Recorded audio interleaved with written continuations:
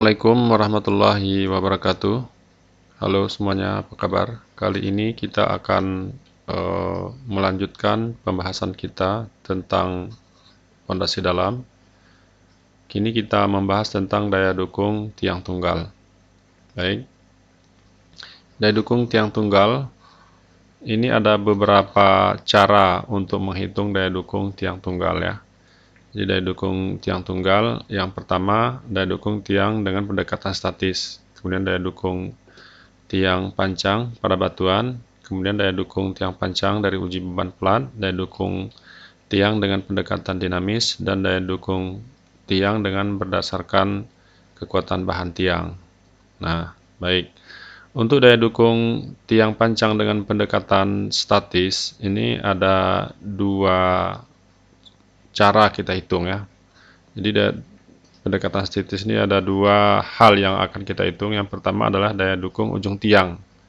Kemudian yang kedua adalah daya dukung friksi atau daya dukung gesekan pada tiang pancang. Daya dukung ujung tiang ini dikenal juga dengan end bearing ya. Jadi yang mendukungnya adalah ujung dari tiang pancangnya. Sedangkan daya dukung friksi inilah yang mendukung itu adalah gesekan antara kulit tiang pancang dengan tanah. End bearing itu ada beberapa teori ya yang akan kita bahas, yaitu dari Meyerhof, Pesik, Janbu, Coyle dan Castillo, SPT dan CPT. Ini nanti yang tercakup dalam metode Meyerhof dan Pesik. Selanjutnya ada daya dukung friksi tiang pancang, itu ada metode alpha, metode lambda, dan metode beta. Kemudian juga nanti ada dari hasil pengujian CPT. Dalam video ini kita akan membahas tentang daya dukung ujung tiang ya. Baik, kita mulai dari persamaan umum daya dukung. Daya dukung tiang pancang itu rumusnya adalah QU sama dengan QP tambah QS. Daya dukung ultimate atau beban ultimate ya, itu adalah kontribusi dari daya dukung ujung tiang ditambah dengan gesekan kulit ya. Nah, jadi di sini secara total ultimate-nya daya dukungnya adalah didukung oleh ujung tiang dan daya dukung kulit tiang pancang. Baik. Nah, sekarang kita melihat sebentar, kita kilas balik daya dukung ultimate dulu pada pondasi dangkal ya. Ini sudah pernah kita peroleh ya. Jadi daya dukung ultimate ini dari terzagi untuk bujur sangkar dan lingkaran. Selanjutnya juga ada dulu daya dukung dari Meyerhof ya. Ini mungkin semuanya udah tahu ya. Nah, di sini ada faktor kedalaman, faktor bentuk, dan faktor kemiringan kan. Nah, secara umum daya dukung batas itu bisa kita nyatakan seperti rumus ini. Jadi QU sama dengan CNC bintang tambah QNQ bintang tambah gamma B N gamma bintang. Nah, dulu di pondasi dangkal ini juga ada nilai NC, NQ, dan N gamma faktor daya dukung. Di pondasi dalam, NC, NQ, dan N gamma bintang ini tentu nilainya berbeda ya dari pondasi dangkal. Yang jelas, pondasi dalam itu adalah beranjak juga dari rumus pondasi dangkal ini yang dikembangkan oleh terzagi. Baik, sekarang kita akan membahas tentang daya dukung ujung tiang. Daya dukung ujung tiang ini kita beri simbol dengan QP ya. Nah, di dukung ujung tiang pancang ini secara rumus adalah ini. Jadi QP sama dengan AP dikali QP. AP sendiri adalah luas ujung tiang ya, di luas tampangnya. Sedangkan QP itu sendiri adalah tahanan ujung ya. Nah, tahanan dari ujung tiang pancang. Nah, jadi rumus dari ini diambil dari ini ya. Nah, dari daya dukung ini dalam bentuk tegangan tentu nilainya. Jadi QU sama dengan QP sama dengan C aksen NC bintang tambah QNQ bintang tambah gamma DN gamma. Jadi ini rumus dari terzagi. Nah, lebar dari pondasi itu untuk tiang pancang kan dalam bentuk diameter ya. Ini bisa saja diganti nilainya dengan D. Karena kontribusi dari diameter tiang pancang itu yang relatif kecil bila dibandingkan dengan panjang tiangnya, maka suku ketiga ini diabaikan ya, sehingga rumus dari tahanan ujung tiang pancang itu bisa diambil dua suku aja. Jadi suku kedua dan suku ketiga nih, CNC bintang tambah QNQ bintang. Nah, inilah nanti yang akan menjadi dasar pedoman untuk menghitung nilai QP-nya. Nah, jadi nanti dari ada beberapa teori Meyerhof, terzagi, Meyerhoff, Pesik, dan Kelly Castillo, serta ada teori dari Janbu. Mereka mengadopsi dari rumus ini ya, yang diteliti dan dikembangkan lebih lanjut oleh masing-masing teori tersebut. Nah, jadi secara umum QP sama dengan APQ kali QP, AP kali C aksen NC tambah Q aksen kali NQ bintang. Jadi ini secara pemahamannya sama dulu dengan pondasi dangkal ya. Jadi NC NQ ini adalah faktor daya dukung. Q-nya ini adalah tegangan efektif ya. C-nya itu adalah nilai kohesi. Baik, sekarang kita lihat teori dari Meyerhoff tentang daya dukung ujung tiang. Dari Meyerhoff ini ada dua, ada pada tanah pasir dan ada pada tanah lempung ya. Sekarang kita bahas di tanah berpasir atau tanah granuler. Jadi satuan perlawanan ujung ini QP, satuan perlawanan ujung tiang pada tanah berpasir atau tanah granuler ini cenderung meningkat seiring dengan bertambahnya kedalaman dan mencapai harga maksimumnya pada rasio LB per D sama dengan LB per D kritis. Nah, jadi nilai maksimum itu dicapai dengan nilai QL nanti ya. Ini kita lihat nanti rumusnya di bawah. LB ini adalah panjang aktual pada tanah homogen, di mana LB-nya sama dengan LB per L. Jadi panjang aktualnya artinya panjang yang tertanam untuk tanah yang sejenis atau tanah homogen. Nanti ada dua, ada tanah yang homogen, ada yang tidak homogen ya. Nah, sekarang kita lihat ini untuk kasus tanah homogen. Kemudian faktor daya dukung ini akan meningkat dengan LB per D dan mencapai harga maksimumnya pada LB per D kira-kira sama dengan 0,5 LB per D kritis. Jadi LB per D ini adalah perbandingan antara panjang tiang pancang ini dibagi dengan diameternya ya. Jadi ini ada sebuah grafik yang menunjukkan rasio antara panjang tiang dengan diameter, dan kemari adalah tahanan ujungnya atau unit point resisten nilai QP yang harga maksimumnya tercapai di QP itu sama dengan QL.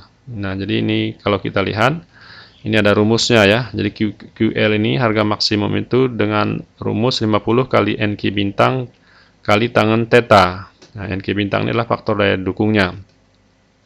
Nah, kemudian daya dukung ujung tiang QP ini sama dengan rumusnya AP kali QP. Jadi yang dikembangkan dari rumus yang kita bahas di atas tadi ya.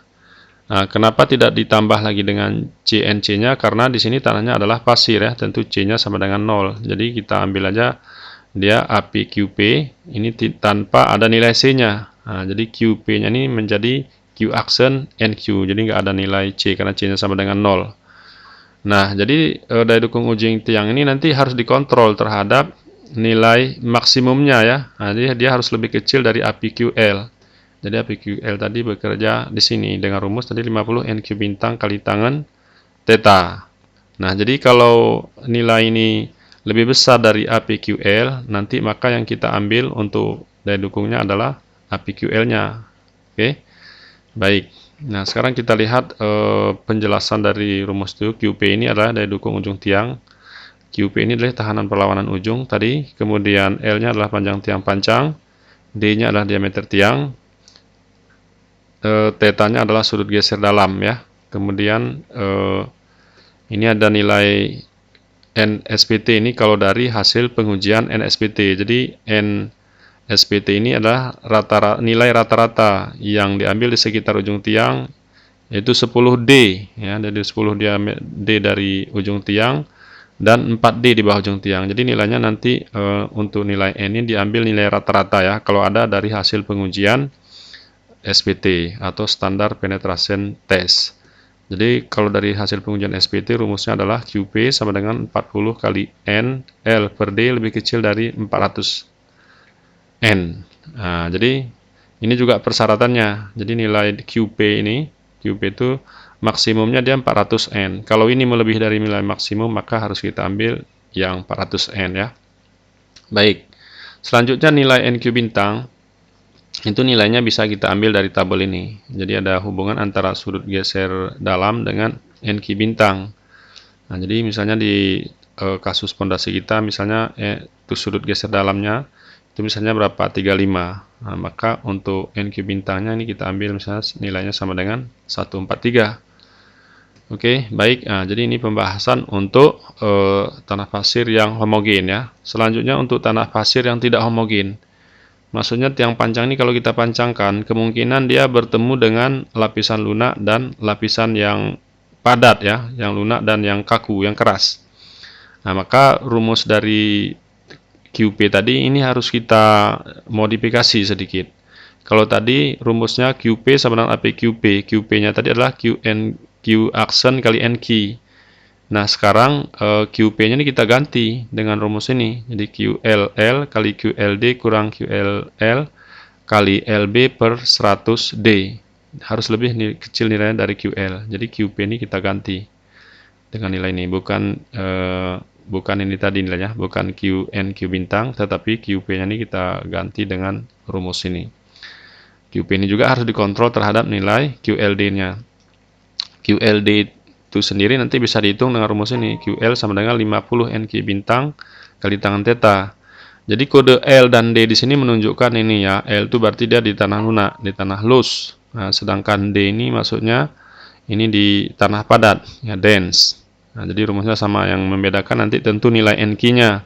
Kalau di tanah padat nanti tetanya tentu lebih tinggi ya daripada di tanah lunak ini tadi. Ya, kalau di tanah lunak mungkin misalnya 25 nilainya, maka NQ-nya diambil 26. Sedangkan untuk tanah padat misalnya satu geser dalamnya 35 diambil 143 ya.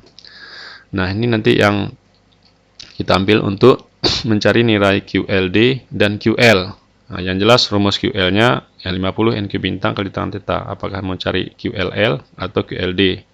Ini rumusnya.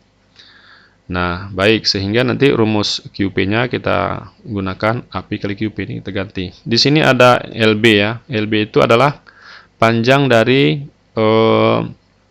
ini kemari. Jadi kalau tiang panjangnya menembus dari tanah lunak ke tanah keras, nah jadi yang masuk ke tanah keras ini, ya, menjeruk ke kalau di sini pasir tadi, pasir padat, itu nilai LB-nya diambil ini.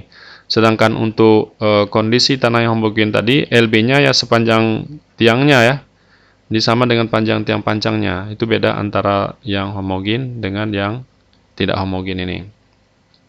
Baik, sedangkan nilai dari NC dan NQ-nya itu bisa juga diambil dari grafis ini ya, secara grafik boleh.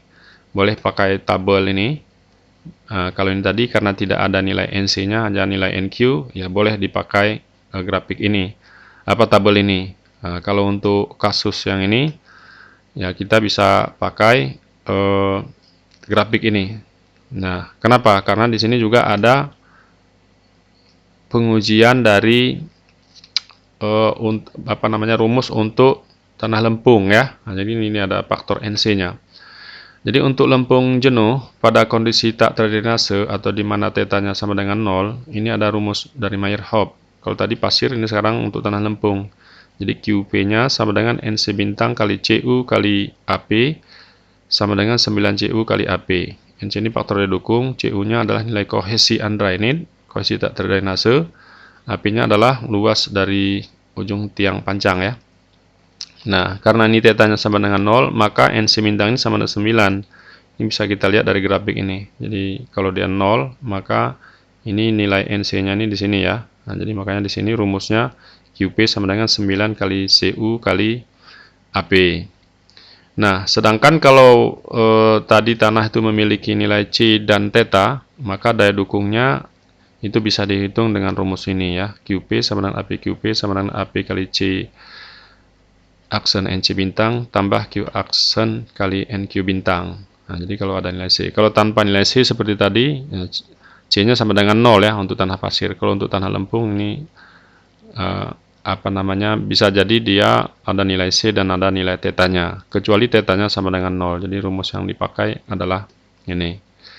Baik, nah sekarang kita lihat contoh soal dari Meyerhof ya. Jadi ini ada sebuah pondasi. Ini dengan gamma D-nya sama dengan 16,8 kN per meter kubik, sudut geser dalamnya 35 derajat, C-nya sama dengan 0. Tanahnya adalah tanah granuler ya. Panjang tiangnya 12 meter. Ini punya nilai N rata-rata ini sudah dihitung. Ini sama dengan 16. Luas tampangnya adalah seperti ini, persegi 30,5 kali 30,5 cm. Nah, jadi kalau secara ini dia. Ya, ini tidak kita bacakan lagi, jadi datanya sudah kita ambil dari sini tadi. Penyelesaiannya, karena tanahnya homogen tadi, maka LB-nya sama dengan L ya. Jadi panjang tiang yang kita gunakan untuk LB-nya itu sama dengan panjang tiangnya, jadi sama dengan 12 meter. Jadi dengan nilai sudut geser dalam 35 derajat, maka dari tabel NQ-nya sama dengan 43. Ini kita lihat 35 derajat, ini di sini ya. Ini sudut geser dalam 35 derajat, maka NQ bintangnya tadi sama dengan 143. Ini 143. Kemudian nanti akan kita masukkan ke rumus ini ya. Nah, sekarang kita hitung dulu AP. AP itu adalah luas ujung tiang ya. Ini karena persegi, maka panjang kali lebar kan gitu. Jadi 30,5 kali 30,5 ini rubah dulu dalam satuan meter menjadi 0,305 kali 0,305 sama dengan 0,0093 meter persegi. Jadi ini rumusnya kan nggak selalu seperti ini ya untuk penampangnya. Kalau penampang lingkaran nanti tentu AP-nya sebenarnya 1/4 pi kuadrat. Kalau dari bahan profil, misalnya ada baja H, misalnya nanti kita lihat A-nya itu dari tabel profil baja. Nah, tapi ini kita anggap tadi dari beton prategang ya. Jadi ini dimensinya seperti itu. Kemudian Q aksen. Q aksen sama dengan gamma kali L. Ya. Gamma D-nya ini tadi dalam keadaan kering 16,8 kali panjangnya L sama dengan 201,6 kN per meter kuadrat. Kemudian nilai QL-nya tadi. Nah, QL sama dengan rumusnya 50 kali NQ bintang kali tangan theta. Kita masukkan nilainya 50 kali NQ bintangnya tadi 143 kali tangan sudut geser dalamnya tadi adalah 35 derajat ya. Jadi sama dengan 5006,48. Nah, kemudian kita hitung nih QP sama dengan AP QP. AP kali Q NQ bintang ini tadi kita masukkan AP-nya 0,93, Q aksennya tadi masukkan nih 201,6 kali NQ bintangnya adalah 143. Ini sama dengan 2681 kN. Kemudian QP satu lagi AP QL ya. Jadi AP kali 50 kali NQ bintang kali tangan theta. Nilainya juga kita masukkan.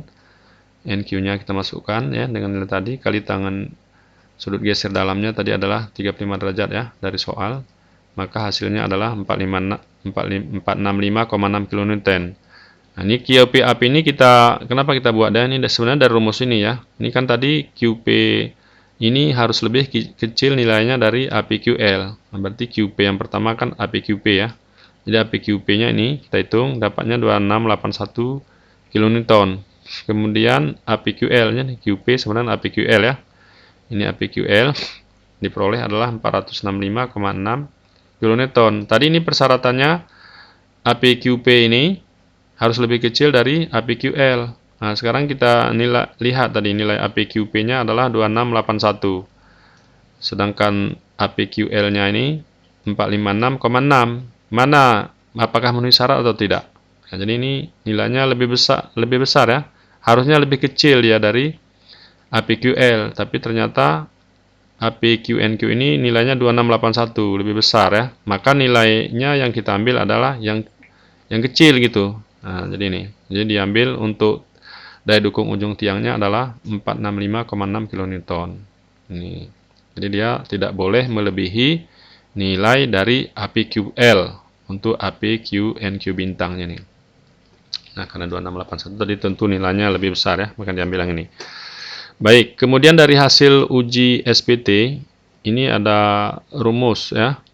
SPT ini adalah standar penetration test. Jadi rumusnya tadi QP sama dengan 400N kali L per D harus lebih kecil juga dari 400N. N-nya tadi ini sudah diperoleh 16. Jadi tinggal kita masukkan QP yang pertama ini 40N LD. Ini 40 kali N-nya tadi 16 kali L-nya panjangnya 12 meter kali D-nya diameter tiangnya ini dia sama dengan lebarnya jadi 0,305 sama dengan 25180. QP yang satu lagi ini 400N, 400 kali 16 ya sama dengan 6400 kN per meter kuadrat. Ini kita lihat nilainya, apakah nilai ini lebih kecil dari sini.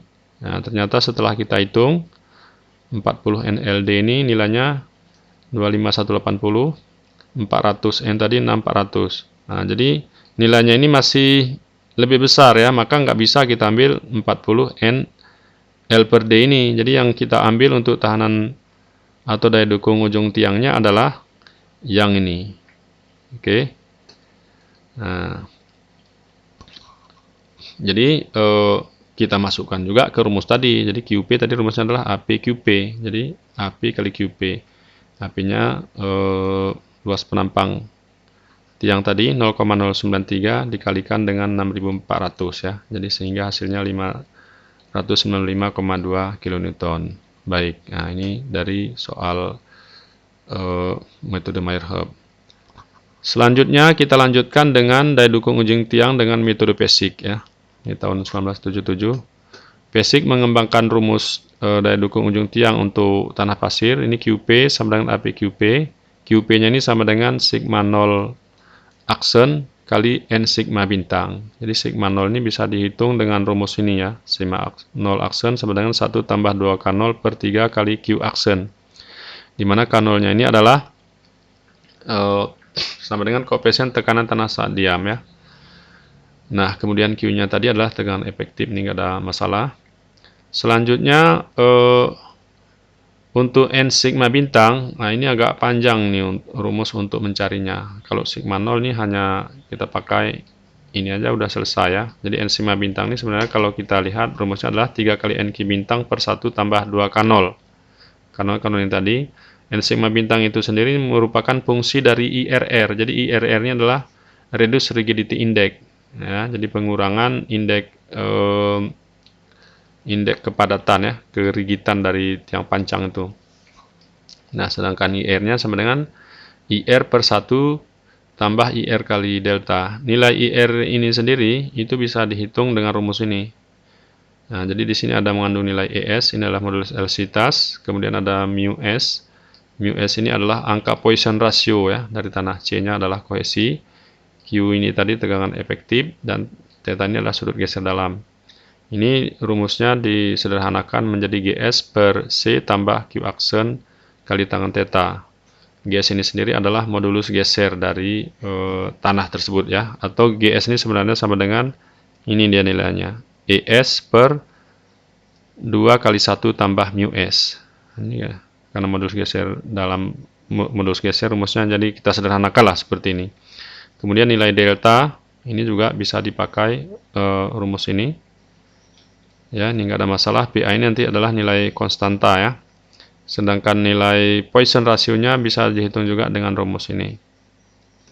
Nah, baik. Jadi untuk N sigma bintang ini secara ringkas itu bisa kita ambil dari tabel ini ya. Nah, jadi nanti ada hubungan antara IRR dengan sudut geser dalam. Jadi misalnya IRR-nya setelah kita hitung dari rumus yang panjang ini tadi, diperoleh nilai IRR, nanti kita plot ke grafik ini. Misalnya IRR-nya dapatnya 100 gitu ya, sudut geser dalamnya misalnya 25. Maka untuk N sigma bintangnya ini bisa diperoleh, kalau 100 berarti 30,16. Jadi nanti diplot nilainya kemari. Nah, jadi ya saya pikir ini cukup sederhana ya. Jadi N sigma aksennya tadi ambil dari sini, N sigma bintangnya diambil nanti dari grafik setelah nilai IRR-nya kita hitung. Nah, selanjutnya nilai IR dapat diperkirakan dari uji konsolidasi laboratorium dan uji triaksial. Tentu data-data ini harus diambil dari data lab ya, sesuai dengan tingkat tegangannya. Namun untuk penggunaan pendahuluan disarankan nilai berikut. Jadi untuk perhitungan secara kasar ya, yang nggak detail kali, itu nilai IR-nya kisarannya untuk pasir 70 sampai 150, lanoda lempung 50 sampai 100, untuk lempung andrainit itu 100 sampai 200. Nah, jadi lain nanti bisa diinput ke rumus. Kemudian berdasarkan hasil uji CPT ya, CPT ini Count Penetration Test atau dari hasil uji sondir. Ini Baldi tahun 81 menemukan korelasi dari nilai IR ini tadi sama dengan 300 per FR. Nah, ini untuk tanah yang diuji dengan sondir mesin, sedangkan untuk uji sondir dengan menggunakan sondir elektrik, jadi IR-nya sebenarnya 170 per FR. FR itu sendiri adalah ini ya, untuk sondir mesin 0,7811 kurang 1,61 log D50. Untuk sondir elektrik ini 1,45 kurang 1,36 log D50. D50 ini adalah persen diameter pada persen lolos 50% ya. Jadi dulu kita akan mengenal nilai D30, D10, dan D60 ya pada grafik distribusi ukuran butiran. Jadi yang di sini diambil adalah yang D50-nya. Jadi setelah diperoleh FR, masukkan rumus ini, tentu IR-nya bisa diperoleh. Baru nanti dihitung IRR-nya kalau menggunakan hasil dari uji sondir. Nah, baik, saya rasa cukup jelas. Kita lanjutkan dengan metode basic lagi untuk tanah lempung ya. Jadi pada tanah lempung jenuh, kondisi saturated di mana sudut geser dalamnya sama dengan 0, tetanya sama dengan 0, maka tahanan ujung atau daya dukung ujung ultimate-nya itu bisa dihitung dengan rumus tadi, sama rumusnya, cuman di metode basic ininya yang berbeda ya. Jadi AP CU kali NC bintang. CU ini tadi adalah kohesi undrained. Sedangkan NC bintang ini nanti untuk theta sama dengan 0 ini bisa diambil dari sini. Nah, jadi hubungan antara IRR dengan NC bintangnya. IRR-nya tetap kita hitung dengan menggunakan rumus di atas tadi. Nah, jadi kalau misalnya IR-nya ada 100, maka NC bintangnya untuk tanah lempung, ini tanah lempung jenuh tadi sama dengan 10,4 ya. Nah, penguraian dari rumus NC bintang sama dengan 4/3 ln IRR tambah 1 tambah pi per 2 tambah 1.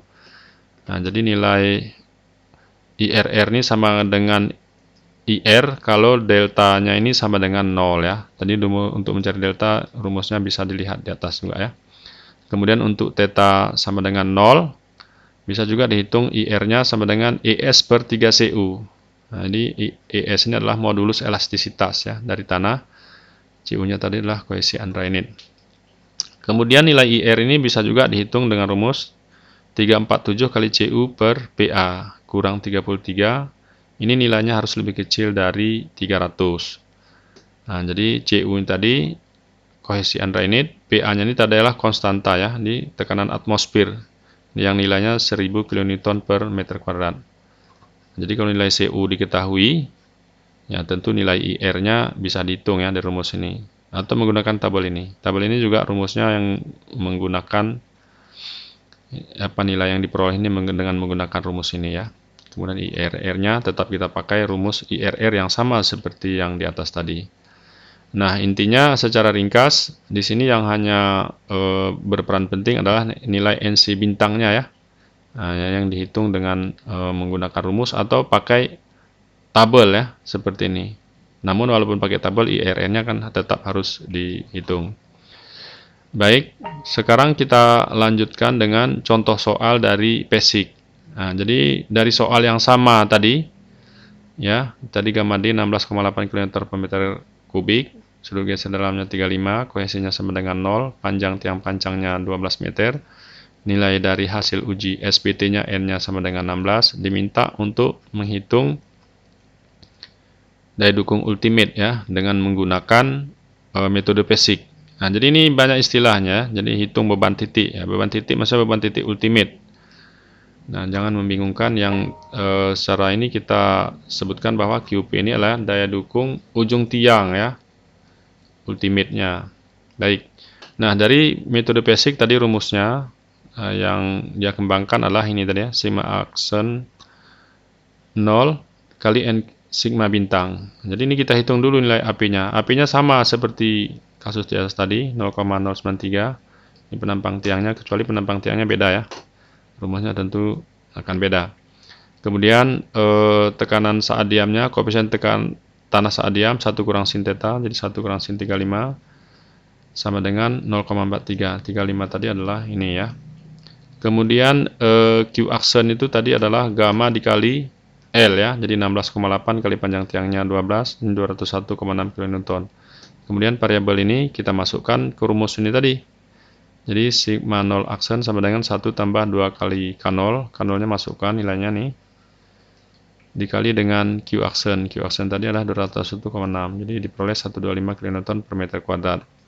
Maka daya dukung ujung tiang atau tahanan ujung tiangnya sekarang adalah tinggal kita plotkan ya. Nah, jadi AP QP ini kemari masukkan.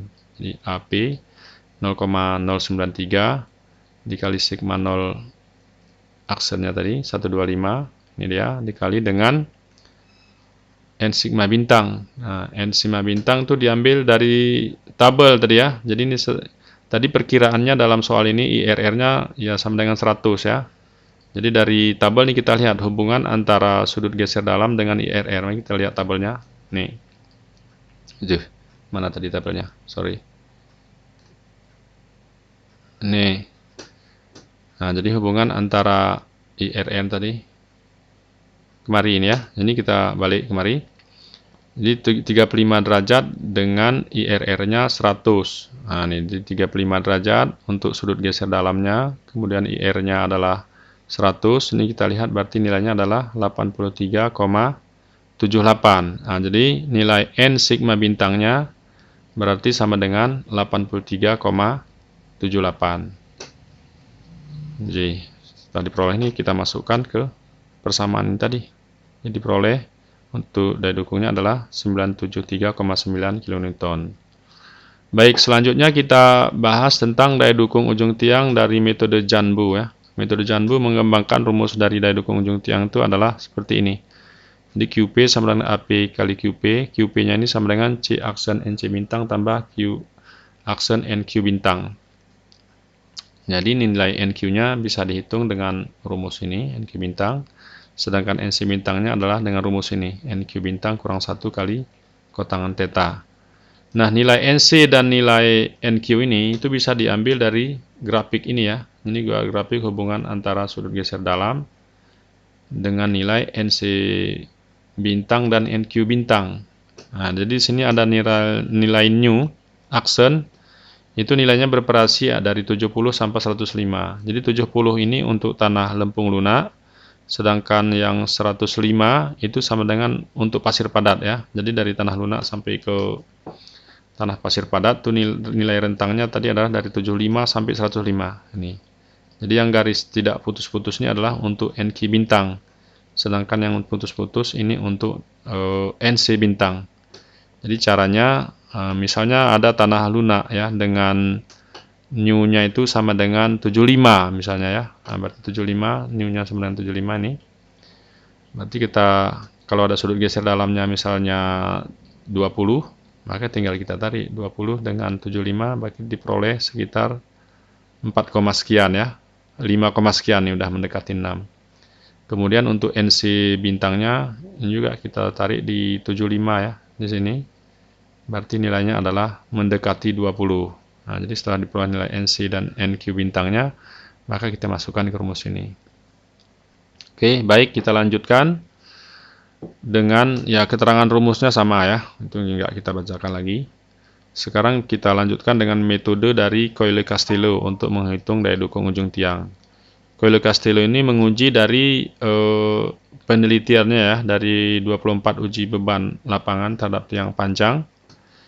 Jadi ini dia membuat grafik hubungan antara L per D ya, panjang tiang dibagi dengan diameternya dari ke-24 tiang panjang tadi, dan NQ bintang ya. Jadi hubungan antara L per D dan NQ bintangnya seperti ini diperoleh dengan sudut geser dalam mulai dari 30 sampai 40. Jadi dari Coyle dan Castillo ini rumusnya adalah QP sama dengan AP kali Q aksen kali NQ bintang. Jadi NQ bintangnya kita ambil dari grafik ini tadi. Sedangkan Q aksen sama tadi tegangan efektifnya ya. Jadi cara mengambilnya tentu harus kita cari dulu rasio dari panjang tiang panjang dengan diameternya. Katakanlah panjang tiang panjangnya berapa? 40 meter. Misalnya diameter tiang panjangnya 1 meter. Berarti 40 per 1 ya. L per D. 40 per 1 kan sama dengan 40. Kalau sudut geser dalamnya diketahui 30. Nah, maka tinggal kita hubungkan kemari. Tarik kemarin 30. Ini ya nilainya. Tarik ke atas. Maka nilai NQ bintangnya ya kira-kira 20 lah katakan. Itu yang kita masukkan ke dalam persamaan ini sehingga daya dukung ujung tiangnya kita peroleh. Baik, hanya sekian. Mudah-mudahan bisa dipahami ya. Ini tidak kita buatkan contoh soalnya untuk metode Coyle-Castillo karena cukup sederhana lah, bisa mudah dipahami. Baik, terima kasih. Assalamualaikum warahmatullahi wabarakatuh.